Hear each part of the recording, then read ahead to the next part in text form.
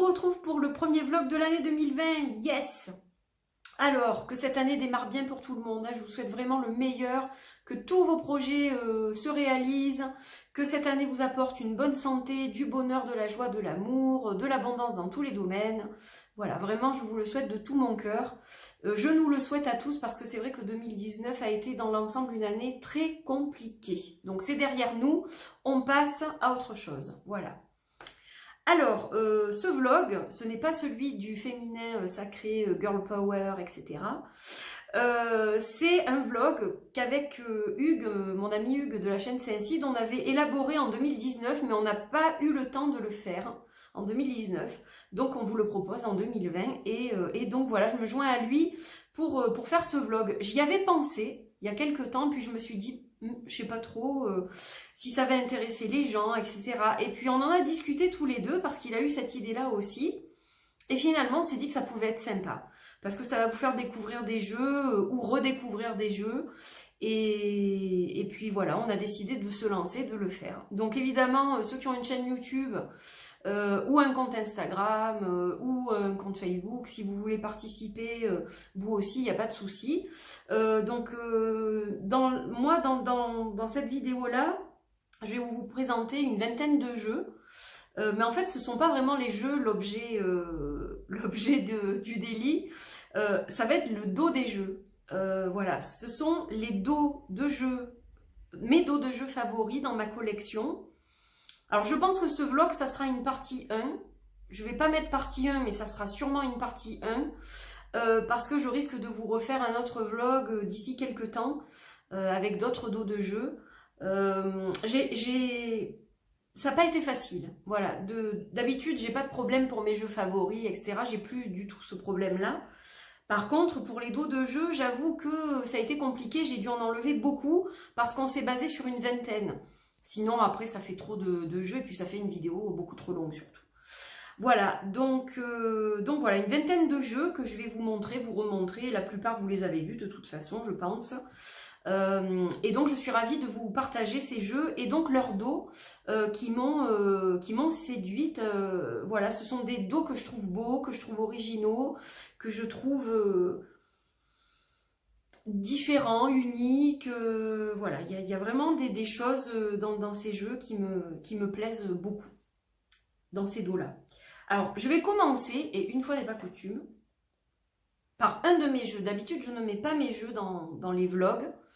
Voilà, parce que mes jeux, ils sont un peu à part, ce sont les miens. Donc, c'est dur de se juger soi aussi. Mais celui-là, j'ai eu envie de le mettre parce que pour moi, c'est vraiment le dos de jeu le plus réussi et le plus beau de ce que j'ai fait. Donc, voilà, il s'agit de l'Oracle des Paroles Arc-en-Ciel. Voilà, qui était en précommande il y a déjà quelques temps et qui devrait être livré premier trimestre, un peu en retard parce que je suis en retard pour le Witchy aussi. Donc du coup, voilà, ça a pris un peu de retard, mais il arrivera à point nommé. Donc voilà, c'est une lune arc-en-ciel. Voilà, donc la lune, j'adore cet astre évidemment. Et donc cette lune arc-en-ciel, je la trouve belle. Je trouve que ça fait un joli panel de couleurs quand on l'étale. Voilà, et c'est vrai que de ce que j'ai fait, je trouve que c'est le plus beau en fait. Donc voilà, je suis toujours emballée quand je fais un tirage avec ce jeu. Alors je vais juste vous remontrer quelques cartes, même si le but de la vidéo c'est vraiment les dos. Bon, évidemment, je vous montre quelques cartes. Donc, j'accueille ce que l'univers m'envoie. Donc là, c'est la version holographique. J'ose pardonner. Je me donne de l'amour. J'entretiens ma vitalité. Voilà, donc ce sont des petites paroles sages, on va dire. Des petits mantras, des choses comme ça. Et donc, voilà, j'adore ce dos. Je le kiffe. Je le kiffe vraiment, celui-là. J'aime tout ce que j'ai fait, évidemment, hein, sinon je ne le ferais pas. Mais c'est vrai que celui-là, voilà. Puis c'est la lune, donc je pense qu'il y a ça aussi. Donc voilà le premier. J'ai commencé par moi. Alors, c'est pas par ordre de préférence, hein, il n'y a pas de classement. Mais voilà, fallait que je vous le montre quand même, celui-là. J'ai dit, tant pis, pour une fois, je vais faire ma narcissique, je vais parler d'un de mes jeux. Alors, le deuxième... ça c'est mon exemplaire numéro 2 du Goliath Tarot. Parce que vous savez que j'en ai un. Et puis on en a offert un autre. Donc lui, il est plus en bon état que le mien qui commence à avoir des traces d'usure, on va dire. Voilà, donc le Goliath Tarot, c'est ce grand jeu qui sera bientôt plus disponible. Et il va l'être de nouveau cette année, mais dans un autre format et avec un autre dos surtout. Voilà, ce ne sera pas le même dos.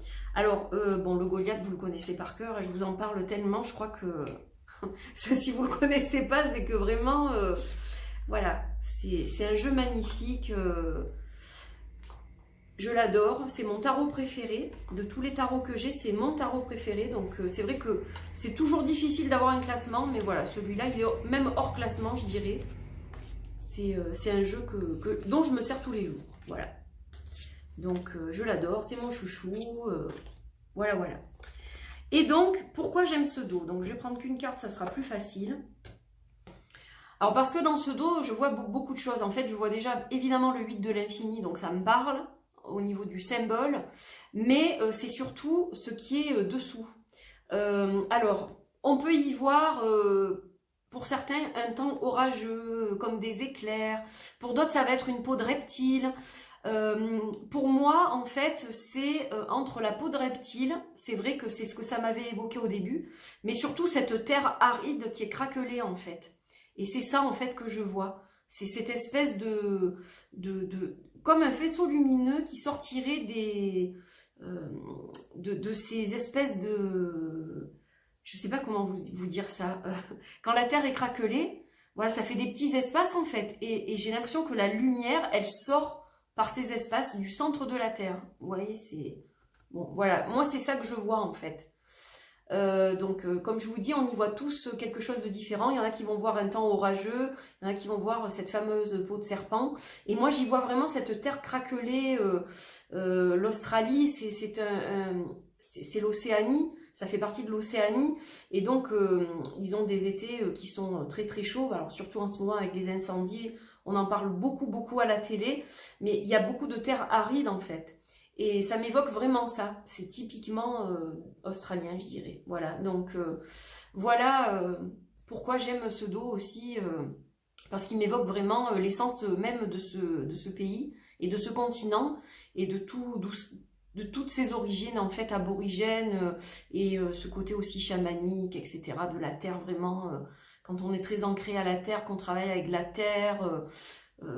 voilà, c'est tout ça en fait. Donc voilà, le Goliath évidemment, c'est mon jeu préféré et il fait aussi partie des dos que je préfère.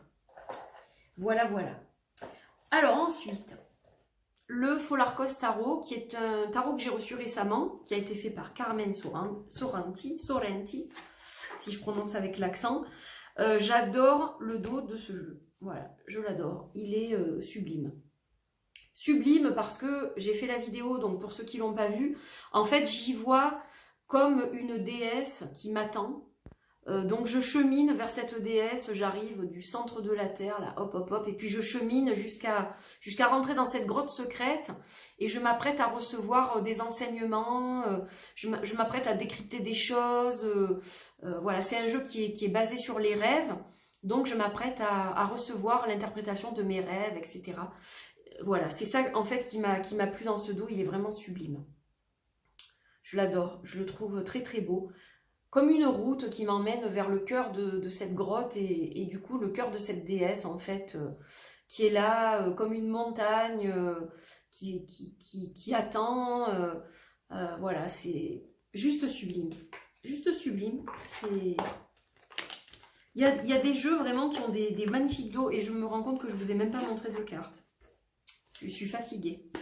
Ah, c'est un vlog à la bonne franquette aujourd'hui, avec la fatigue du nouvel an.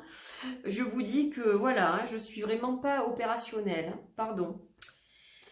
Je suis désolée. Alors lui, il a été créé par une artiste italienne, mais qui a des origines australiennes justement, puisque sa maman était australienne, ou est australienne d'ailleurs, je ne sais pas pourquoi je dis était. Donc on retrouve un peu un côté chamanique, un côté aborigène dans certaines cartes. C'est un jeu qui est lié à la mythologie grecque, mais on y retrouve quand même certains petits trucs des origines de l'auteur, je trouve, moi. Voilà, donc un jeu sublime. Et donc, un dos sublime. Voilà, magnifique.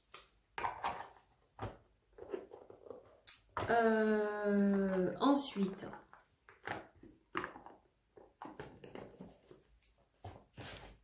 alors ça c'est un jeu féminin que j'adore. C'est le Inner Queen Oracle qui a été fait par Laetitia Casano. Et donc voilà, j'aime beaucoup son dos. Alors c'est vrai que d'habitude j'aime pas trop les jeux avec des écritures, avec les dos, pardon, avec le nom du jeu écrit dessus. Mais en fait le sien je l'adore parce que donc on a le symbole de ce corps féminin avec les roses, je trouve ça trop beau quoi. Il est doré aussi, ça fait une espèce de couleur un peu dorée. Et voilà, je le trouve juste sublime en fait, j'adore. Tout simplement, voilà. C'est le côté très féminin sacré qui ressort. C'est ça qui me plaît en fait dans le dos de ce jeu. Et donc je vais vous montrer quelques cartes. Donc ça c'est une carte. C'est le dos mais c'est aussi une carte. Vision. Alors c'est un jeu qui n'est plus dispo pour le moment. Mais je crois qu'elle va essayer de le rééditer. Je crois. Indépendance avec le chat. Donc ce sont que des corps féminins, des bustes en fait. Bustes jambes. Avec des petits dessins en plus, des petits symboles qui vont parler en fait et des mots-clés. Et c'est un jeu que j'aime énormément en fait. Vraiment je l'adore celui-là. Voilà, il est très particulier. Mais c'est un jeu que j'aime beaucoup. Voilà, voilà. Donc, voilà pour celui-ci. Ensuite, le Shakti Wisdom Oracle. Bon, alors celui-là aussi, il est sublime. Vraiment un jeu que j'adore. Et j'aime tout dans ce jeu. Je trouve que le coffret est très beau. Il a les tranches argentées. Voilà, c'est un mandala et je le trouve juste magnifique. C'est les couleurs, c'est très doux en fait, c'est juste vraiment magnifique. Et donc c'est un jeu qui est sur les DS et il est sublime. Voilà. Il est vraiment vraiment très très beau ce jeu, très très très très beau. Et je vais vous dire que tellement je le trouve beau au niveau artistique, je trouve super dommage qu'il y ait ce grand cadre blanc et que les cartes soient pas pleines pages. Et je trouve vraiment dommage que les cartes soient pas plus grandes. Voilà, j'aurais aimé un jeu avec de grandes cartes pour vraiment pouvoir profiter de la beauté des cartes. Mais il est très beau quand même. Voilà. Alors ensuite, nous poursuivons. Donc il y a beaucoup de jeux auto-publiés, mais il y a aussi de la mass market. Il y a un peu de tout. Donc là, celui qui est tant convoité et tant recherché, le tarot des vampires de Yann Daniels, en français en plus. Donc voilà, juste superbe rose, rouge, sur un fond sombre avec des ronces, il est magnifique.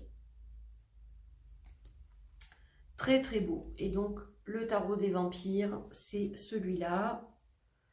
Voilà, il est très très recherché ce jeu d'ailleurs. Est-ce qu'il sera édité à nouveau? Je ne sais pas.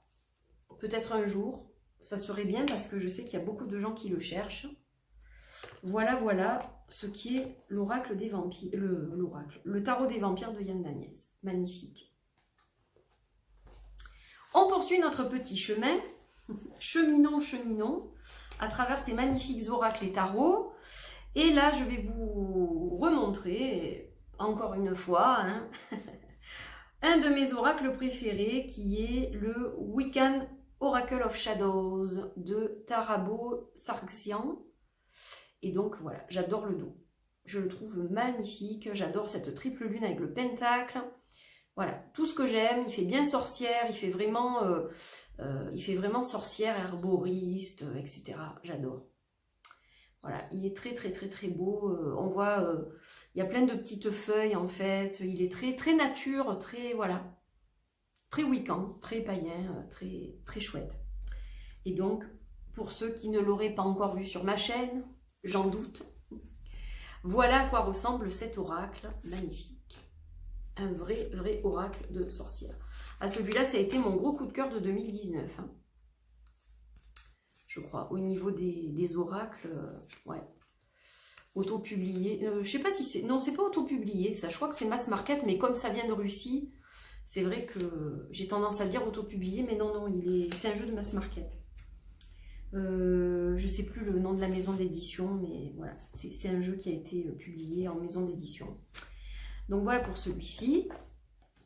Le Ophidia Rosa Tarot de Leila plus Olive. Donc le dos, je crois que c'est la boîte en fait, c'est ce que vous retrouvez sur la boîte, pratiquement. Donc il s'agit de la deuxième version, je crois, du jeu. Donc le dos est différent de la première version, le dos de la première était sympa aussi, et j'aime beaucoup celui-ci, voilà, avec le serpent, et ce côté aussi très nature, voilà, avec les fleurs qui ressortent comme ça, très joli. C'est un jeu basé sur les plantes, qui n'est pas évident à interpréter. Voilà, c'est pas un tarot des plus évidents. Si vous ne connaissez pas les plantes, ça va être un peu compliqué, parce qu'il n'y a pas beaucoup de symbolique en plus des plantes. Donc voilà, il n'est pas évident à interpréter, mais c'est un magnifique jeu par contre. Il est très très très très beau. Voilà pour celui-ci. Magnifique, en plus avec de belles tranches or vieilli. Voilà. Je continue mon chemin avec un magnifique tarot. Tarot de l'inspiration, je crois qu'il s'appelle celui-là. Tarot of Inspiration, oui. Le tarot de l'inspiration, donc c'est un tarot russe et je trouve que le dos est magnifique. C'est un jeu victorien un peu, hein, ça représente c'est basé sur des peintures, alors victoriennes et autres, parce qu'il n'y a pas que du victorien, mais voilà, des peintures anciennes, on va dire. Oui. Dur, hein. Nouvel An est encore là, hein. Voilà, donc de magnifiques peintures, avec de beaux personnages, pour ceux qui aiment ce type de tarot, qui peut faire penser un peu au tarot de Delphi par exemple. C'est un magnifique, magnifique tarot, vraiment. Il est très très beau. Très très beau. D'ailleurs, je ne vous ai jamais fait de review. Je vous en ferai une, tiens. Je ne sais pas quand, mais voilà, j'essaierai de vous faire une review. Donc, magnifique Tarot of Inspiration. Alors, je continue avec le Next World Tarot de Christy C. Rode. Un tarot moderne, un tarot contemporain, un tarot queer, donc avec beaucoup de personnages androgynes, pour que justement tout le monde puisse s'identifier à ce tarot. Voilà, c'est comme si les personnages n'avaient pas vraiment de genre en fait, et moi je le trouve magnifique en fait. Voilà, un magnifique dos. Alors, je vous disais que Goliath était mon plus grand tarot, mais en fait je crois que celui-ci le dépasse légèrement en fait. Ouais, vous voyez, il dépasse juste un peu. Donc, c'est un jeu moderne qui vraiment parle aussi des actualités de ce monde. Voilà. Il a un petit côté fantasy aussi, quand même, avec de belles couleurs et des personnages un peu loufoques par moments. Et j'aime son énergie, j'aime ce qu'il dégage. J'aime beaucoup l'énergie de la créatrice. Voilà, elle est unique, cette personne. Et vraiment, j'aime beaucoup, beaucoup ce tarot. Donc, voilà. Un très beau dos, là aussi, vraiment magnifique. Avec ses barbelés autour de la fleur, comme ça. Très, très beau. Riche en symboles aussi. Ça veut dire beaucoup de choses. Hein. Cette fleur emprisonnée, comme ça, c'est très riche en symboles. Alors, le prochain, c'est le Flowers of the Night de Sherilyn Darcy, qui est là dans sa version auto-publiée, qui avait été sur Kickstarter à l'époque. Voilà, donc aujourd'hui, vous pouvez le trouver en mass market. Et donc, moi, j'ai la version auto-publiée de ce jeu, très beau. J'avais noirci les tranches, je crois. Oui, c'est moi qui l'ai fait, ça. C'était pas d'origine. Et donc, voilà pourquoi j'aime ce dos, parce que la lune, parce que un dos tout simple, mais tellement joli. Voilà, ça me parle beaucoup. Et j'adore ce deck en plus. Je le trouve magnifique. Voilà, il est intense. D'ailleurs, je l'utilise beaucoup avec le Goliath aussi, celui-là. Et ils marchent très bien ensemble. Forcément, c'est un jeu australien. Donc, je pense que niveau énergie, ça fonctionne bien. Mais voilà, ce mélange de plantes et d'animaux, ça fonctionne très bien. Voilà, ça va bien. Ils vont bien ensemble tous les deux. Et donc, il y a des légères touches de couleur et j'aime beaucoup. Voilà, tarot sur fond, pas tarot, oracle sur fond noir, et vraiment il est sympa. Donc il y a des animaux, il y a des plantes, voilà, il est très très beau, quoi, vraiment. Et je vous dis au niveau du dos, j'aime vraiment beaucoup quand vous étalez ça sur la table, c'est vraiment sympa, quoi. Voilà, voilà. On poursuit notre petit tour d'horizon. J'espère que ça vous plaît. Alors celui-là, j'ai complètement oublié de le mettre dans mes tarots favoris de l'année et pourtant il est un de mes favoris. Mais du coup, voilà, je me rattrape aujourd'hui, le Fungi Tarot. Alors c'est un jeu autopublié thaïlandais, mais je crois qu'on ne le trouve plus. Elle a fait une première édition avec un dos différent de celui-ci. Puis elle a fait celui-ci et là aujourd'hui, je crois qu'on ne le trouve plus du tout. Et je suis pas sûre qu'elle le réédite en fait. J'ai pas entendu parler d'édition pour le moment.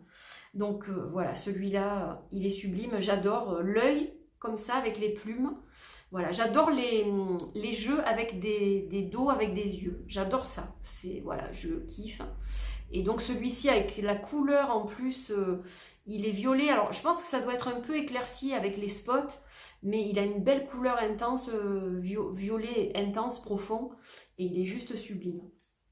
Donc lui aussi c'est un jeu qui est assez moderne, voilà, qui est quand même bien asiatique. On va y retrouver des personnages typiquement asiatiques, voilà, et donc il a une énergie très particulière ce deck. Il se lit très bien, intuitivement, presque comme un oracle je dirais. Voilà, il a autre chose en plus qu'un tarot traditionnel, il a son propre système. C'est pas un tarot qui marche avec un système en particulier en fait. Je peux pas vous dire c'est un rider, non. Il est particulier, quoi, vraiment particulier. Mais justement, c'est la symbolique qu'on va y rencontrer qui va nous parler en fait. Voilà, donc c'est un très très beau jeu. Très très beau et vraiment, je suis ravie qu'il fasse partie de ma collection celui-ci. Parce que je l'aime vraiment vraiment beaucoup. Et donc le dos sublime. Vraiment, vraiment sublime. Ensuite, le Majestic Earth Tarot de J.D. Hildegard-Inkel, qui a créé aussi le fameux tarot de Delphi, que j'ai aussi. Donc ça, c'est un jeu auto-publié qui a été sur Kickstarter il y a quelques temps, que j'ai reçu il y a quelques temps, dont je ne vous ai pas fait encore de vidéo. Ça viendra certainement. Donc il est très beau, c'est un très beau jeu. Et donc voilà le dos, donc je le trouve splendide. On dirait une tapisserie ancienne, vraiment je le trouve superbe. Et donc c'est un jeu qui est numéroté. Alors je crois qu'on peut le trouver maintenant sur Amazon.com. Mais quelqu'un m'a dit qu'il ne livrait pas en France, je crois. Donc là je ne sais pas trop comment il faudrait faire. Peut-être contacter... carrément la créatrice, je pense, pour voir. Voilà, donc là ce sont des peintures anciennes qui ne montrent pratiquement que des paysages. Donc si vous aimez ce type d'art, eh bien je pense que ce tarot peut vous plaire. Voilà, donc c'est un magnifique tarot qui marche avec les éléments, qui marche avec l'astrologie, qui marche avec plein de choses différentes. Et voilà, c'est un très beau jeu. Jeu de collection, je dirais. Je pense pas que c'est un jeu dont je vais... Honnêtement, celui-ci, je pense pas que je vais beaucoup m'en servir. Mais c'est vraiment une pièce de collection. Voilà, donc pour l'instant, je le conserve. Après, je verrai si vraiment je le garde ou pas. Mais voilà, je l'ai soutenu au moment où il était sur Kickstarter. Ensuite, le Dark Mansion Tarot, donc version intermédiaire, qui a le même dos que la version collector et qui a un dos différent de la version qui a le plus petit prix, on va dire. Voilà. Donc moi j'ai cette version intermédiaire avec les tranches dorées, des grandes cartes. Et donc voilà le dos magnifique avec cette pierre bleue au milieu comme ça, il est splendide. C'est un tarot que j'aime beaucoup, beaucoup, beaucoup. J'adore son énergie, j'adore ce côté Tim Burton, vraiment, vraiment, c'est pour moi. Je retrouve complètement l'univers décalé de Tim Burton et c'est ça que j'ai apprécié dans ce jeu en fait. Voilà pourquoi ce jeu me plaît. Il a vraiment tout à fait ce côté décalé de Burton, quoi. Voilà, donc magnifique, magnifique dos, magnifique, magnifique. Voilà, voilà. Alors ensuite, le Perry Anderson Tarot, qui était dans mes favoris, comme le Dark Mansion d'ailleurs, de 2019. Donc celui-là aussi j'adore. Alors pareil, c'est le 8 de l'infini, donc évidemment ça me parle au niveau de la symbolique. Et ce que j'aime beaucoup dans celui-ci, c'est les couleurs en fait. Il est très beau ce deck. Voilà, donc le 8 de l'infini est doré, vous avez le cadre doré autour, et des très très belles couleurs. Voilà, c'est un jeu aussi qui est sublime. Sublime, très coloré, vraiment, vraiment très coloré, et j'adore. Je crois que c'est ça qui me plaît vraiment, et qui parle aussi de culture africaine, d'une tribu en particulier d'ailleurs, magnifique. Magnifique. Je l'aime beaucoup, beaucoup en guidance, en consultation, celui-ci. Voilà, donc il était logique qu'il fasse partie de mon top 20. 2020, 20 decks, voilà. Logique. Alors ensuite, celui-ci, c'est moi qui l'ai choisi, le dos. C'est un jeu très particulier. C'est l'oracle de Waterhouse. Donc Waterhouse, un peintre anglais de l'époque victorienne. Donc je lui ai fait les tranches à celui-là. Et le dos, c'est moi qui l'avais choisi. Donc vous voyez qu'il y a un œil au milieu. Et voilà, je l'adore. C'est vraiment de mes dos préférés. On avait le choix entre je ne sais plus combien de dos, une vingtaine de dos, je crois, même plus. Et donc c'est vraiment celui-ci qui a attiré mon attention. Et donc là, un merveilleux oracle avec que des peintures de John Waterhouse, qui est mon peintre victorien préféré par excellence. Voilà. Très raphaélite. J'adore. Vraiment, j'adore. Et voilà le monsieur en question. Que j'ai dans mon deck, d'ailleurs. Je l'utilise dans mon deck. Il est magnifique. Magnifique à tout point de vue. Et donc, je suis ravie d'avoir pu choisir le dos, en fait. Voilà. Il a même sa petite pochette en velours. La totale, hein, celui-là.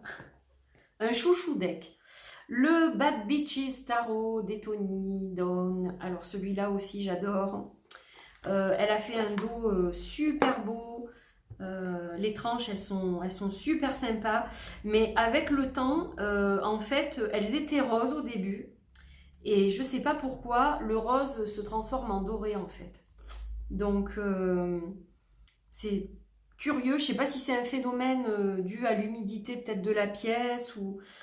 je ne sais pas du tout. Mais voilà, elles ne sont pas aussi roses que quand j'ai reçu le jeu. Et pourtant, c'est pas un jeu que je manipule beaucoup. Il est pratiquement neuf d'ailleurs, donc je ne sais pas. Alors, le dos, ce sont des abeilles en fait, sur fond blanc. Et donc, c'est carrément comme gravé dans la carte. Donc, c'est ça qui est impressionnant. C'est pour ça que je voulais vous le montrer. Alors, je pense pas que ça ressorte tellement à l'écran, mais voilà.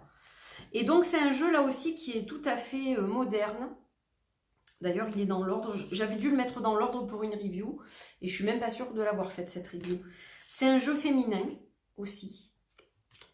Et voilà, donc on va dire que ce jeu va aborder un peu le badass au niveau des girls. Voilà, c'est girls badass plutôt. Et il y a pas mal ce phénomène de mode dans les cartes. Voilà, elles ont des tenues un petit peu stylées. Donc voilà, c'est un jeu contemporain, mode, badass, girl power. Voilà, avec un très beau dos aussi. Alors, on poursuit avec le Sasarai Vito Tarot. Il y a... Qu'est-ce qu'il y a de beau dans ce dos? Pour moi, c'est le sphinx tête de mort. Voilà. Puis avec les os et tout ça, enfin, je trouve ça vraiment super sympa. Un de mes dos favoris, là aussi. Donc lui, il a les tranches dorées.